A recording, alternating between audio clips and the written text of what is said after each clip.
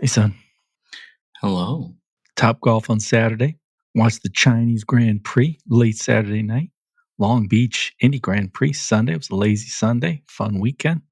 Ready to get at it. All right. You ready to go, son? I am ready to go.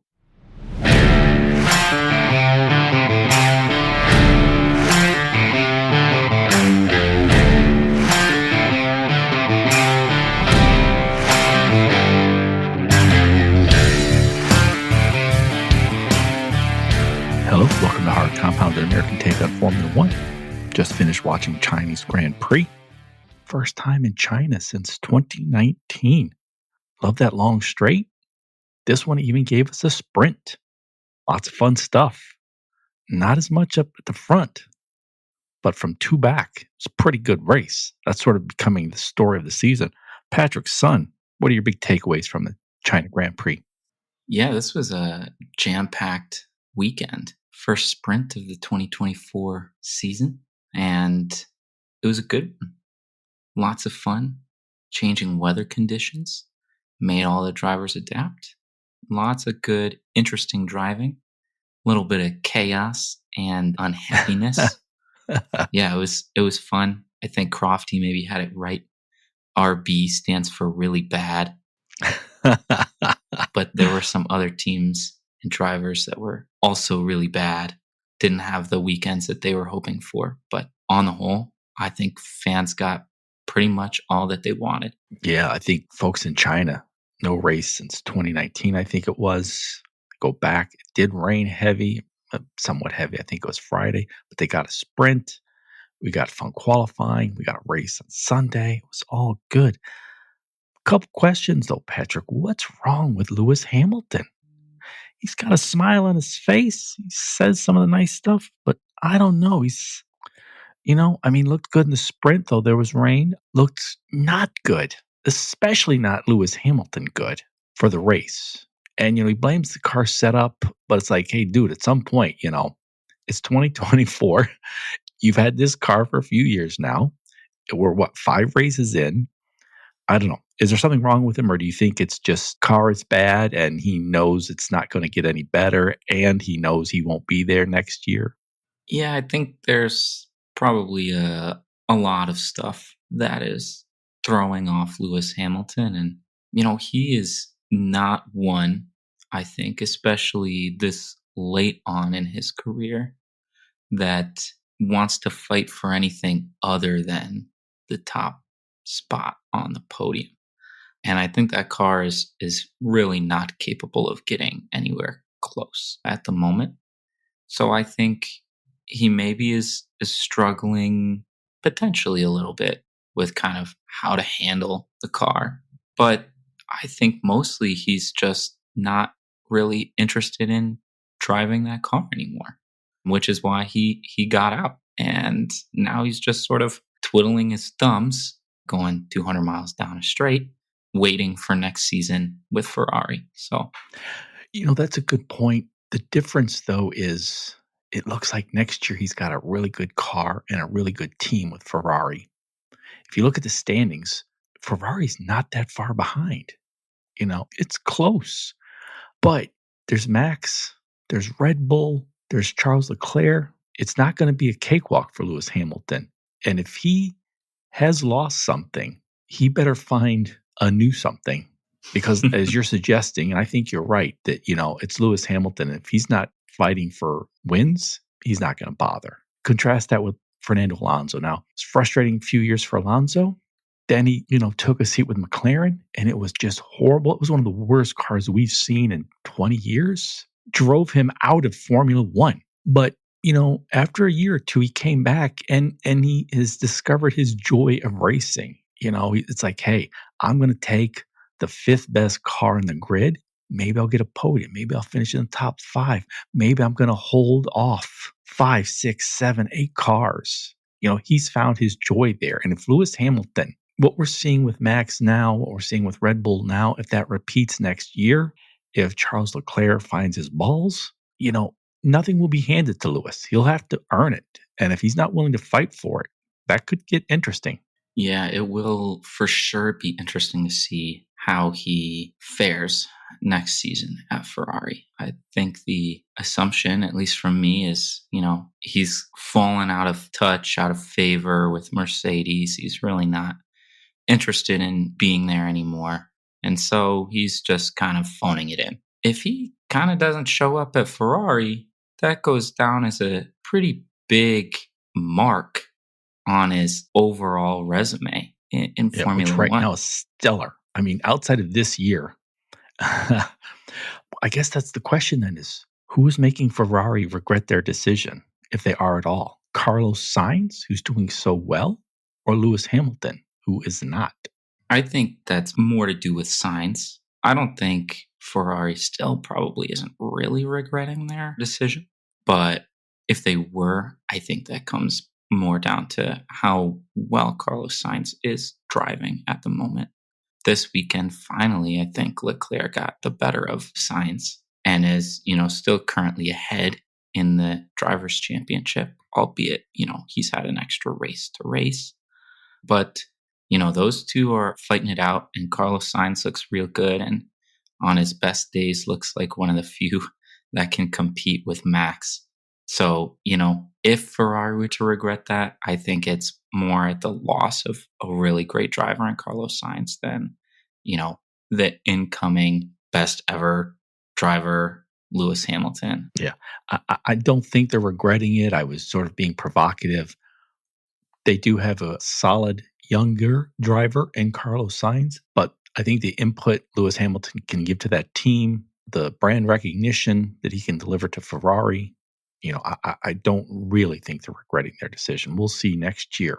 I mean, I hope they do, but only because that means there's some real spice in the mix, which I always love. Now, you mentioned Max. What can you say? His haters, his detractors want to say, oh, it's the car. It's the team. They built a car around him. It's Christian Horner. It's the regulations. I'm like, this dude is just wiping out everyone. I think he finished 16 seconds ahead of Perez, who raced a fine race. Sergio Perez is a solid driver. It isn't just the car. There's no one right now, I think, in Max's league, which I've said this before. I compare Max to the Michael Jordan. He's the Michael Jordan of F1. I think he might be the best ever. Whether he winds up with the most championships or not, I can't say. But I think the best ever, the most competitive, the most relentless. And once he starts winning, every other Hall of Fame player will never win again until he leaves, which is why Lando Norris still has no wins. It's like, when was the last time Charles won a race? Lewis Hamilton. I think now a lot of people are noting this, but I first saw it online. Daniel Valente said that from the Chinese Grand Prix in 2019 to the China Grand Prix in 2024, that's 106 races total. Max has won 53. That seems almost unfathomable. I mean, he's won half, not Red Bull's won half. Max Verstappen. I mean, do you think he could get to 200 wins? I don't think that's even, it's certainly theoretically possible. What's Lewis at? Lewis has the all-time, he's just, maybe over 100? I don't know the number, 101, 107, something like that. 109 or something like that. Oh, okay. I'd have to check. Max is already at 58, so that would require, 142 more by my math? If he stayed in, doesn't have to stay.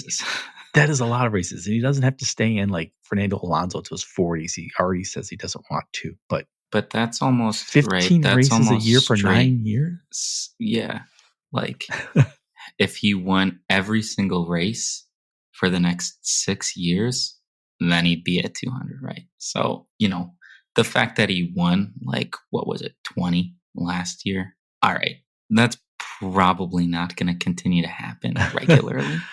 I think it could happen this year. But it could happen this year. Certainly looks like a strong possibility that happens this year. And, we keep adding races every season. So we keep having longer and longer seasons. So the math is a little bit crazy, but it may not be outside the realm of possibility as long as he has, a competitive car and frankly has a teammate that is at best like a very solid driver. Yeah. Not someone that he necessarily has to compete with, 100% all of the time. Right. But yeah, I mean, 200, that's crazy. But he could actually have Lewis's record in what, early 2026, right? 25, 45, 50. I mean, it doesn't seem possible, you know? It seemed like Lewis had an unbreakable record there, and Max could break it in 2026. It's just amazing. Oh, well. Some other amazing races. I mean, Alonso, again, taking that Aston. And I watched the F1 feed for the live race at Not Sky, and I think it was Jolyon Palmer who just loved that spin out Alonso had, and then he recovered, and he was like, how is that possible to have that little spin and then hit DRS like sort of in one motion, save the car from not, hurtling through the air. So that was good. Alonso is definitely one of the most exciting drivers to watch, I think. Pretty much every weekend, like, does something crazy. And you know what that makes me think, though, is because Lando Norris had a good race. His teammate, young Oscar Piastri, did not. Everyone is talking about how amazing it is what Alonso is doing in his 40s in F1. And you just wonder, like, is the grind getting to Oscar? Last year was his first year. He's a young guy. He's like 20. I don't know his age, but look, you got to perform. There's sprints, there's races, qualifying practices. You're traveling back and forth around the world. Maybe the grind's already getting to Oscar. He has to develop sort of those muscles in a sense, but pretty amazing what Alonso's doing. Yeah, for sure. I think Oscar is very talented. He's a good driver, and McLaren does have a very solid car this season. And I think Piastri showed what he was capable of last year. So I think you're right in a sense that, this is his second season in F1. There is an element of fatigue, both physical and mental, that has to come with being an F1 driver and, pushing yourself to 100% every single race and qualifying in any session that you're in. And so I do think he still is sort of learning how to deal with all of that. And I think it might have been Nico Rosberg on one of the feeds was mentioning that it seemed like Norris was, still much better at managing his tires than Oscar is.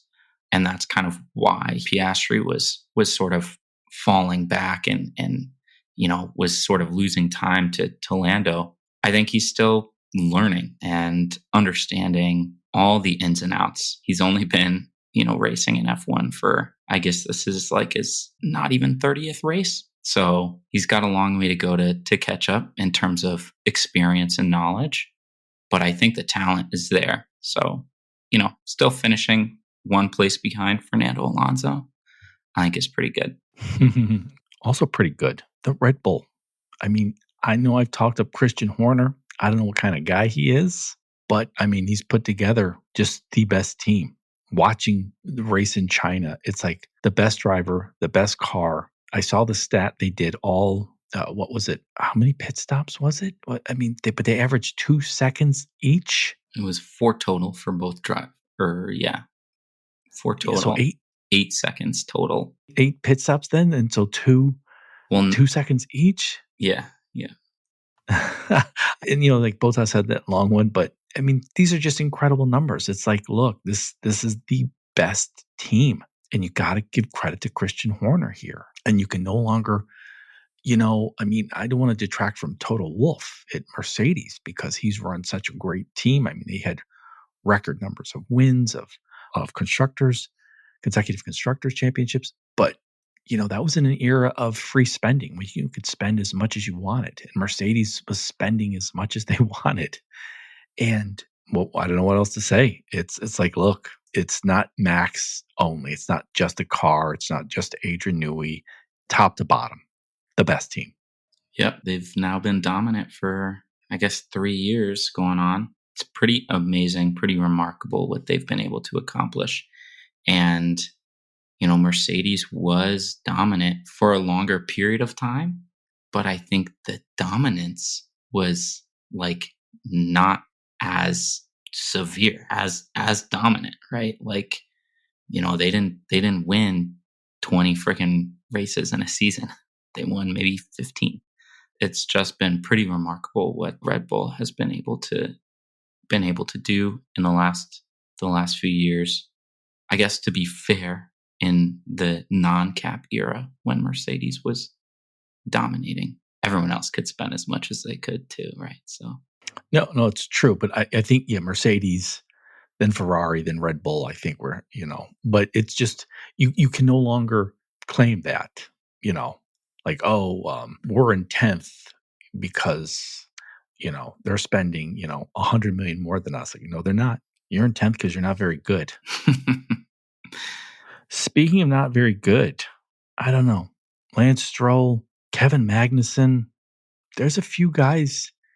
I hate to say it, Daniel Ricciardo. This just, I don't know. It's just like, I'm just not sure. I think the wear and tear, I think the ability, there's so many good young guys that we've seen as reserve drivers, some guys in F2. It's like, I don't know. Magnussen, especially at Haas, Daniel Ricciardo, though, I think he never got it back after leaving Red Bull. And it's just been a steady decline. Lance Stroll, I mean, we've talked him up. I mean, the best you can say about Lance Stroll is he's the best daddy driver out there. But he's the last of the daddy drivers, really, and just not so good. What do you think? I think that's all true. Not very good. I think it was sort of pretty clear on display for a bunch of those guys that you mentioned this weekend. Obviously, the Haas car is kind of crap, but you know what? Nico Hulkenberg, he got that thing into P10. Kevin Magnussen destroyed Yuki Tsunoda's race and then came 16th out of 17 finishers. You're a veteran in this sport. You gotta be better than what you are right now to keep your seat. I think kind of same deal with Lance Stroll. He ruined Ricciardo's race and then went on to finish, I think right ahead of Magnussen. So, still no points. Meanwhile, his teammate is getting that thing on podiums, finishing well inside the points, ahead of a McLaren, ahead of a Mercedes, fighting with the Ferraris for most of that race. I know it's Fernando Alonso and he's an incredible driver, but look, you got to be closer to your teammate and not, slam into somebody during a safety car. Yeah, yeah. Although, speaking of safety car, that image, Bottas on the side of the track, watching the cars go by, and I think it was like 6 seconds or whatever it was. It was a long time before they put the virtual safety car out there. I mean, I know Jolyon and the announcers were mentioning it, and I know fans are like, "What the hell?" He's not on track, but he's basically, Yeah, that was a strange thing. I'm not sure why there's like a hesitancy to, deploy like a virtual safety car. There's not going to be any overtaking. We can just manage the situation and make sure that everyone's being safe and cautious during this, our investigation of what needs to happen to this car. And if we need to do a full safety car red flag, like we can do that too, right? It seems weird to me that there's so many regulations involving safety and like having important safety measures and technical regulations to ensure the vehicles are as safe as possible. And then, you have a situation like that where a driver is stranded on the track or just off of the track, but still in the, circuit area. And then, you have marshals that are running out there to try to clear the car. And it's, there's just cars driving around the track like nothing is happening. That is really not acceptable and needs to improve. And I think a lot of that has to do with just the fact that there's new stewards for every track that you go to. It's not just one group that travels along with F1. You have special stewards making those kinds of decisions based on wherever the track is. So I think there probably needs to be a better governing body situation happening there. We'll see.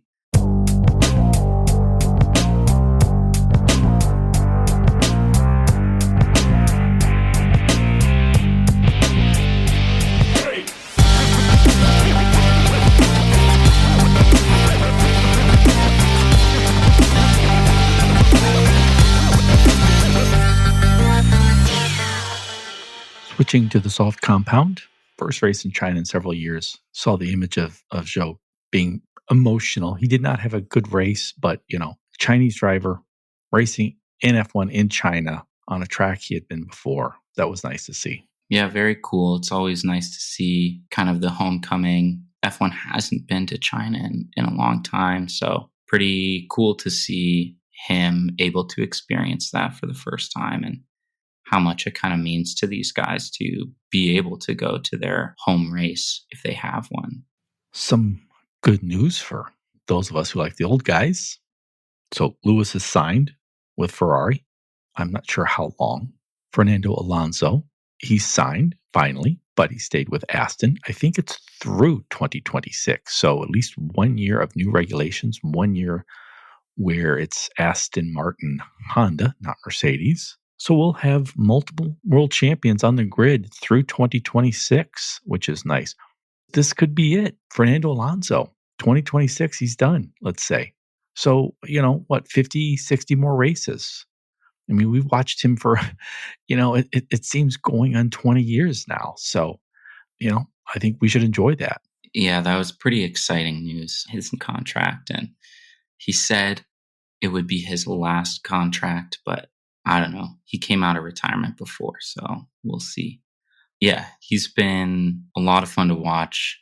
One of my favorite drivers since I started watching F1. I just want, like you said, to take it in and really enjoy his last few years in F1, because I think he's been a really important and special part of the sport for a very long time. One of the few remaining world champions, like you mentioned, still racing in F1. So we'll definitely be sad to see him go when that happens, but it's exciting that he has at least penned a contract to keep him in F1 for the next couple of seasons. Yeah.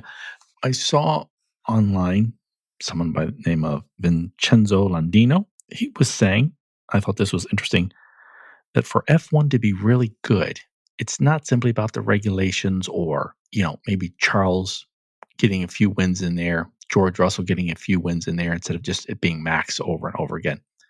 But rather, for F1 to be really fun, really good, you need Ferrari to be really good, and Mercedes, and now Red Bull. So you need all three teams to be really good. What do you think of this? Do you think that's correct? Incomplete? Incorrect? I think you definitely need Ferrari to be good. And then I think you need one challenger, at least. I think, to have Mercedes be really, really good, that makes the sport more enjoyable for sure. Though I don't think you actually need it. Same with Red Bull. I think sport is better when they're good, but I don't think you need it in order for F1 to be like fun and really, really good. I think Ferrari needs to be good, and I think they need a challenger. That's pretty much how I feel. It's not an exact comparison because there's only still 10 teams, but I think part of the Americanization of F1 is equitableness. Equity, I guess, is the correct word.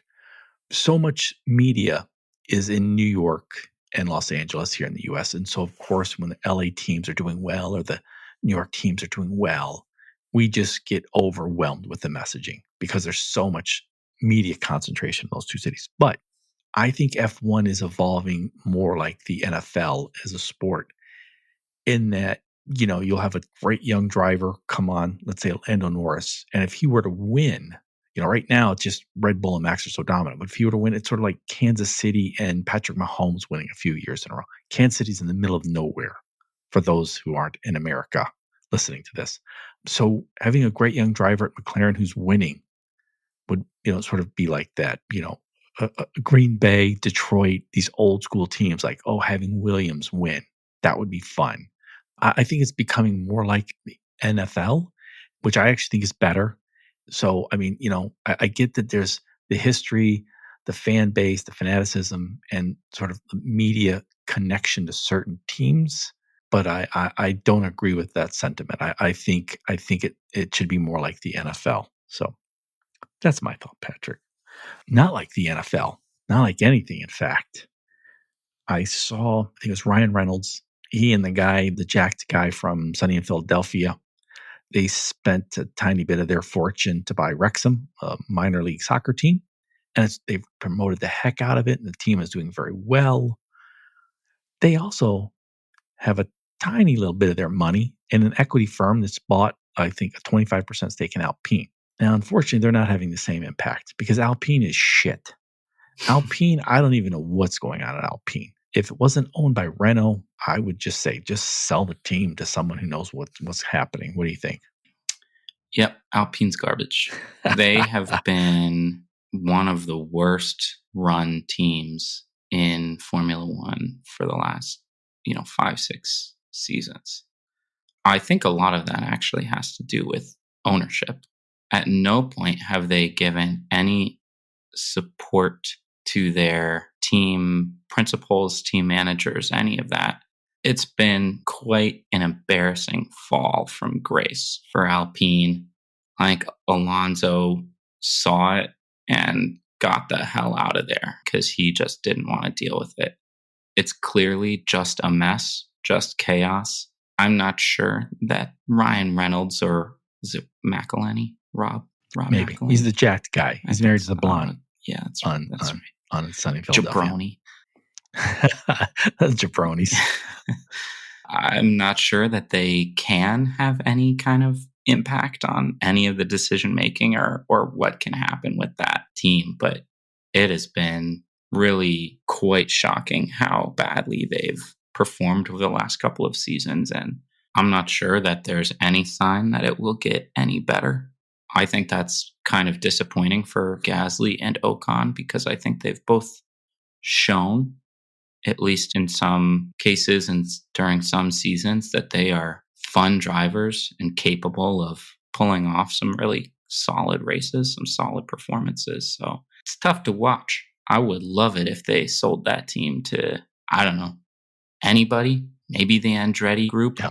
Who's to say? But that team is going downhill with no signs of picking themselves up. Yeah, it looks woeful. Haas spending probably half as much and outperforming them. Here's a fun topic. At the end of this year, at present, I should say, Sergio Perez, Carlos Sainz, Gasly and Ocon, Valtteri Bottas, Zhou Guanyu, Daniel Ricciardo, Yuki Tsunoda, Kevin Magnussen, Nico Hulkenberg, and Logan Sargent are all without a contract.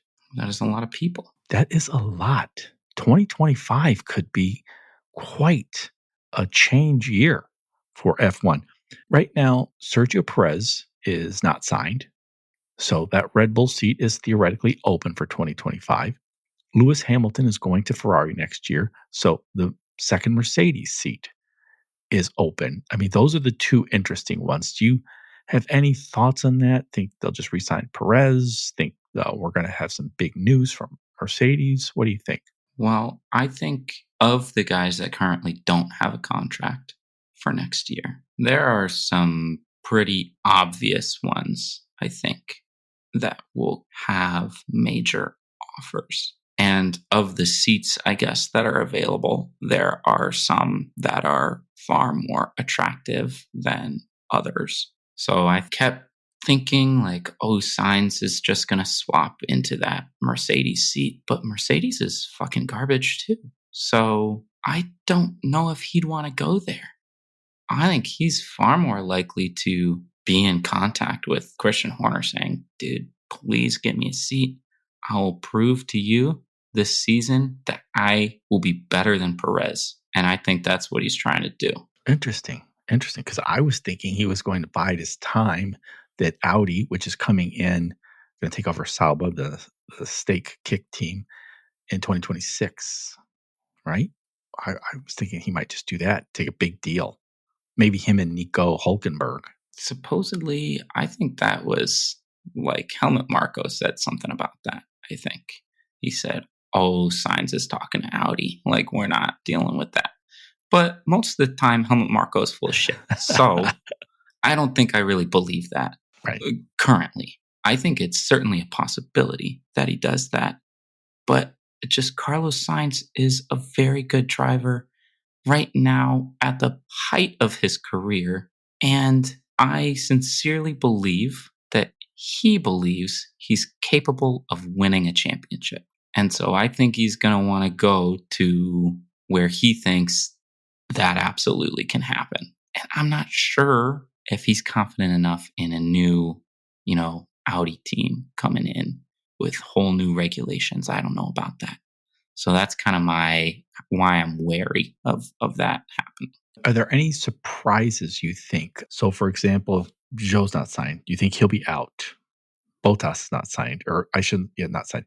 Do you think he'll be out? Ricardo, Magnussen, any of these guys do you think will, other than, I think we've discussed this, Logan Sargent likely won't be back? It's hard to believe he will.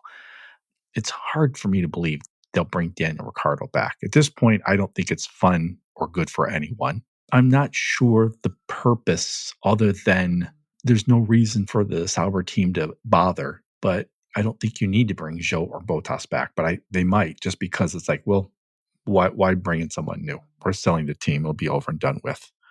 I don't know. Do you think surprises, big surprises? I mean, Carlos Sainz to Red Bull, that would be huge. That would be big, yeah. I think I could see Albon going to Mercedes. That'd be good. And I could see, I don't know if he has a contract for next year or not, but I could almost see like Lance Stroll hanging him up. Like I'm done with this. Find somebody else. So, who's to say Aston doesn't have Alonso and I don't know. Yuki? Carlos Sainz. Maybe Yuki? Yuki, sure. Yeah. Could be interesting. You mentioned, Lance Stroll out. You mentioned Albon potentially going to Mercedes. I think it was the post-race show. And this cracked me up because Albon was talking to Will Buxton. And Albon was talking to him and he said, talking about the races, I got sandwiched between, Ocon and Gasly, the French team. So and we called that a baguette or something like that, which I chuckled. And Buxton just left him hanging. He didn't even crack a smile. I was like, dude, what's up with that? That is funny. Yeah. Albon, I think he's fun. He's a good driver. He ended up getting kind of the short end of the stick at Red Bull early on in his career, I think. And, he's been doing a pretty good job at Williams, all things considered, since he's gotten there. I think it's a bit unfortunate that he hasn't had a particularly strong teammate to kind of really compare himself against. But I absolutely think he's capable of making that transition like George Russell did from Williams to Mercedes. And quite frankly, I think Toto Wolff would have full confidence in bringing in a guy like Alex Albon. So I could definitely see that happening. That would be good. Toto is notorious, I think, for not wanting to sign long-term contracts, which is just an absolutely stupid policy. But, I feel that was started because I think he wanted to keep Valtteri on a leash. Like, hey, your job is to come in second. Don't wreck the car, come in second. I suspect he's more than willing to change that. But I think Albon wouldn't go unless it was a multi-year deal. But we'll see. You mentioned Andretti. Perhaps like maybe they could, put Alpine out of their, it's mercy and buy them. I saw Andretti doing a big media blitz. The Andretti GM F1 hopeful team. They built a big facility. They're promising to pay all the money. They're promising to bring in new money because all the teams, led by Total Wolff are saying, hey, we don't want to let another team in here because they're going to split the pie and we'll get a smaller slice rather than, hey, an 11th team will grow the sport disproportionately or bring more money in. Andretti team is saying all the right things. We built this huge facility. oh, we're going to attract an American audience. We're going to have American drivers. We're going to get them in F3, F2. But it kind of peeved me, as we've discussed this before. They built their big facility near almost every other big facility in F1 in kind of the industrial heartland of England. I don't know. That bothered me. I'm like, you know what? We need a proper American team. I know you've been talking about this. Yeah, I saw that as well, and it did bother me too. I think that's a tough one, right? Like, I understand why that's a tough ask. I really was hopeful that that sort of ownership group would work to try to have a more sort of American focus in F1. And admittedly, I still think they do, right? Like you mentioned, we're going to work to try to help American drivers transition to Europe and go through kind of the prototypical path to becoming an F1 driver. I imagine they will do something similar on the technical side and have programs dedicated to, whether they be internships or whatever it may be, dedicated to kind of having American engineers, or even on like the business side, come in and intern there. I hope that's kind of what is happening.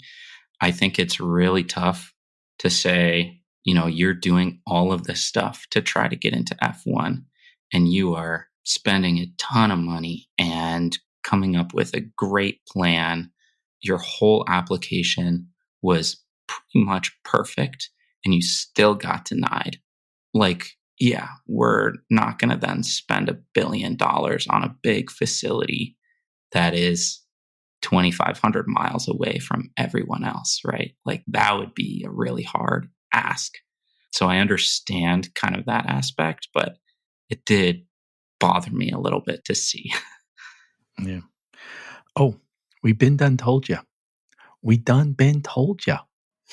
We talked about this, I think it was after the Australian Grand Prix, that they need to have a new point system, you know, because it's right now it's the top 10, which is always Max at the front, and then Red Bull, Ferrari, McLaren, Mercedes.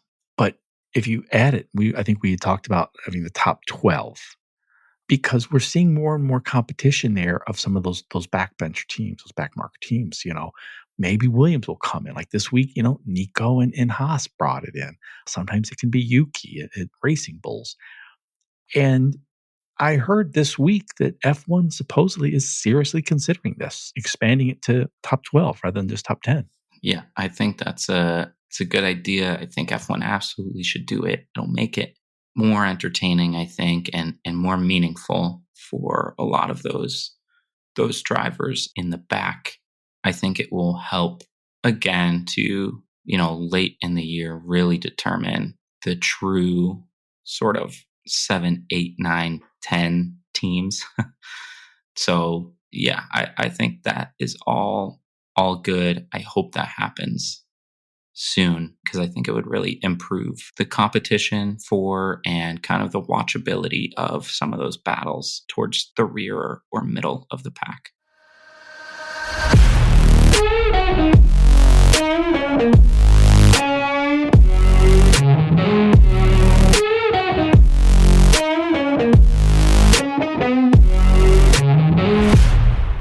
Across the line, that's our segment where we predict the top 5 for the next race. The next race is in 2 weeks in Miami, the third Miami Grand Prix.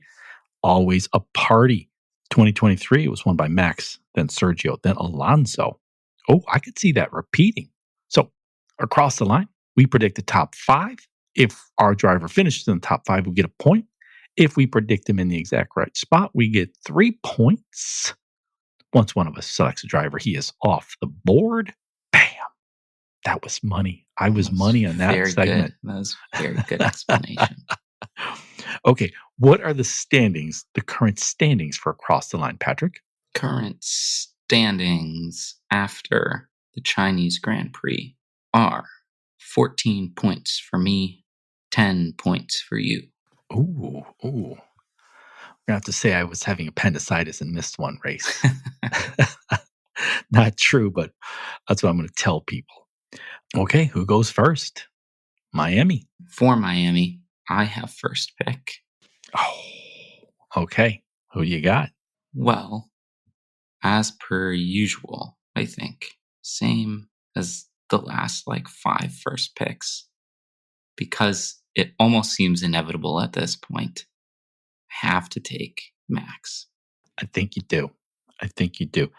And I tipped my hand 2023. It was Max, Sergio, Alonso on the podium. I'm going to go with Sergio, then Alonso.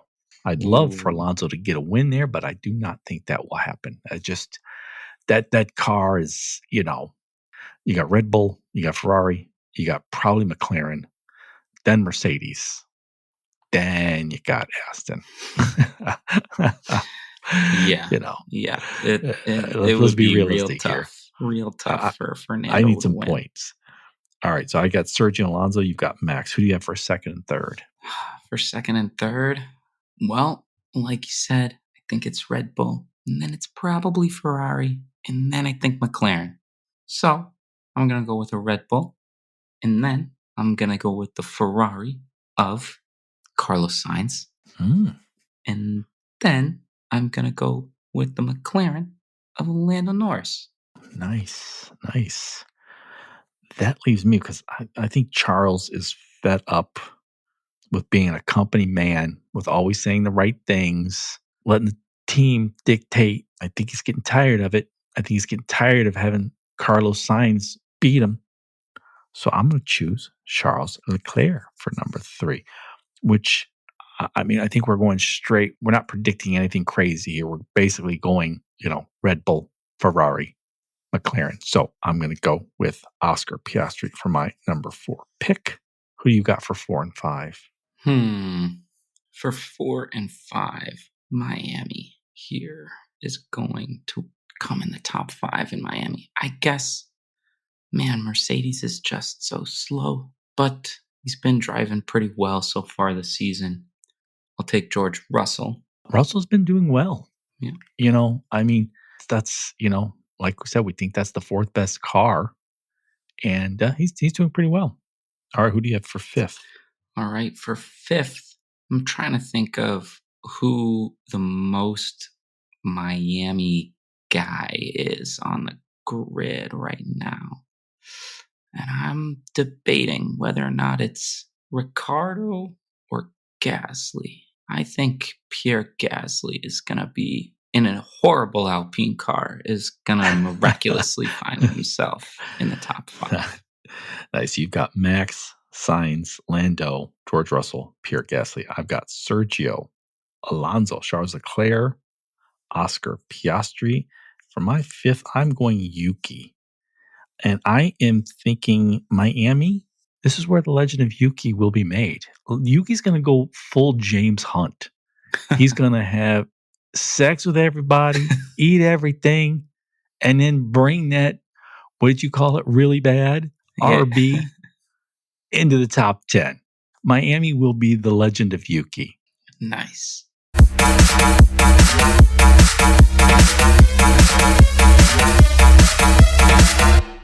Any crazy predictions for the race or the season, Patrick? Well, I have a crazy prediction because I was looking at the current standings, driver standings, and constructor standings. And I was noticing that all the way down to Lando Norris, who I believe is like 6th.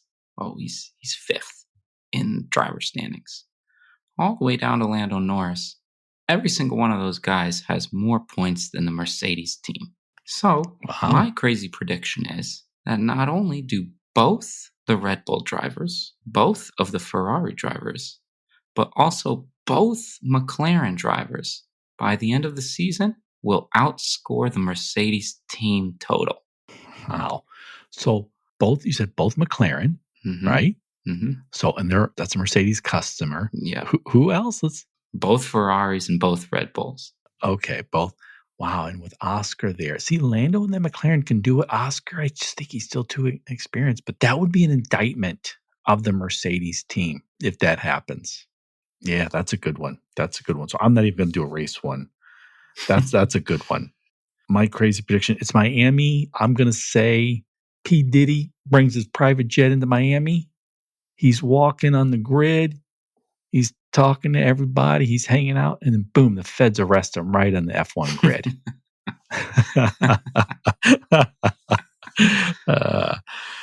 All right. I want to thank you all for listening to everybody's most beloved father and son F1 podcast. Remember to subscribe, leave a review, and tell a friend or loved one. And we are lights out. See ya. Thanks for listening.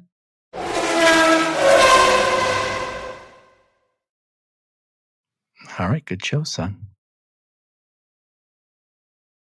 You just finished listening to Hard Compound, recorded in Ann Arbor, Michigan, and around the world.